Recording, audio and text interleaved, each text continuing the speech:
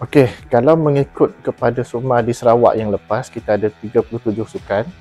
Namun setakat ini di Selangor hanya akan mempertandingkan 28 sukan.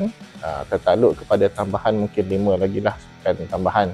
Jadi kalau nak jadi juara, kita tak boleh fokus kepada sukan tertentu.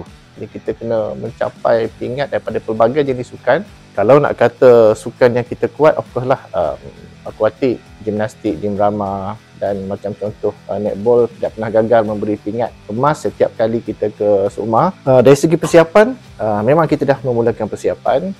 Contoh netball dah menyertai NSL, Netball Super League, dan budak-budak SUMA ataupun baru habis SUMA dah menjadi juara pada NSL lah itulah. Okey, kalau SUMA di Sarawak yang lepas dengan 37 sukan, 37 acara sukan, kita menghantar lebih daripada 1,000 atlet termasuk pegawai lah, dan dengan pengurangan sukan sebanyak 28 acara sukan di Selangor setakat ni lah setakat ni. Jadi jumlah tu insyaAllah of course lah berkurangan, saya rasa akan berkurangan, dan kita juga masih menilai lah prestasi atlet, sebab lepas ni akan ada senarai atlet untuk long list. Daripada long list tu kita akan senarai pendek lagi jadi short list, dan short list tu lah yang akan ada satu senarai akhir untuk kita bawa ke SUMA lah. Dan berdasarkan daripada senarai atlet pada SUMA yang lepas, kita ada dalam 35 hingga 40% yang masih layak untuk beraksi di SUMA tahun hadapan. Dan kita tengoklah atlet-atlet ni mungkin boleh menghasilkan sesuatu. Kalau dalam tempoh jangka panjang, saya sebenarnya nak melihat wilayah persekutuan mempunyai satu kompleks yang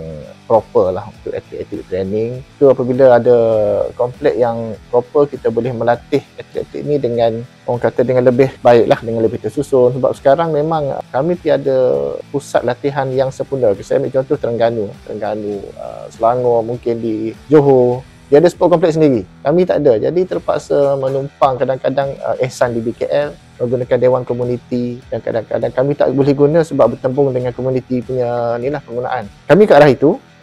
InsyaAllah kita pun dah berbincang dengan pihak arena di Setapak untuk penggunaan sport kompleks dia. Ada beberapa sukan yang saya rasa bersesuaian dengan jumlah sewaan yang tidaklah terlalu mahal, especially sukan akuatik lah.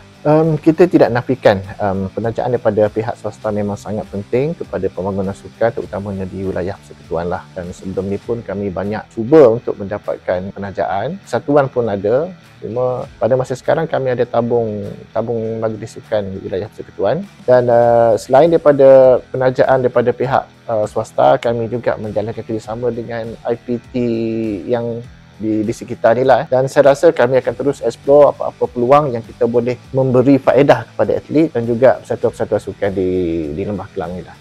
Harapan saya kepada atlet adalah supaya mengekalkan disiplin, teruskan komitmen. Kita nak melihat terus lebih ramai atlet-atlet daripada wilayah persekutuan berjaya, bukan sahaja di SUMA tapi di peringkat antarabangsa lah. Kalau sukan C tu mungkin ramai, tapi kita nak menambah atlet untuk sukan Asia, Commonwealth, dan juga di Olimpik. Saya ambil contoh, ada satu atlet kita tahun lepas, pemanah. Kita groom dia untuk SUMA last year lah, tapi tiba-tiba dia terlayak ke Olimpik. Jadi pada pendapat saya, kita boleh advise untuk dia pergi ke next Olimpik sebab dia masih muda, baru 18, last year baru 18. Tapi bagi saya itu adalah career dia, dan peluang untuk ke Olimpik ni bukan semua orang dapat. Mungkin next Olimpik dia tak layak, kita tak tahu. So saya kata just go, walaupun kita mungkin kehilangan prospek pingat emas masa itu. Malaysian to represent Malaysia dalam Olimpik pada umur 18 tahun, bagi saya sangat pencapaian yang sangat mengagumkan lah. Bukan semua orang layak. Jadi kita akan terus bekerjasama dengan persatuan, dan pegawai-pegawai saya pun saya tahu mereka sangat committed, sangat berdedikasi. Dan selain daripada itu, saya juga nak mengucapkan terima kasih, melahirkan penghargaan kepada pihak-pihak seperti YB Menteri sendiri, Datuk Seri Zaleha, Ketua Pengarah Jabatan Wilayah Persekutuan, Datuk Seri Nuridah, pegawai-pegawai JWP, Datuk Bandar Kuala Lumpur, Presiden Perbadanan Putrajaya, CEO Perbadanan Labuan, yang sebelum ini memang banyak membantu kami lah dari segi persiapan. Dan saya harap kerjasama ini akan dikekalkan lah, supaya tak mustahil kita akan jadi juara pada SUMA 2026 di Selangor.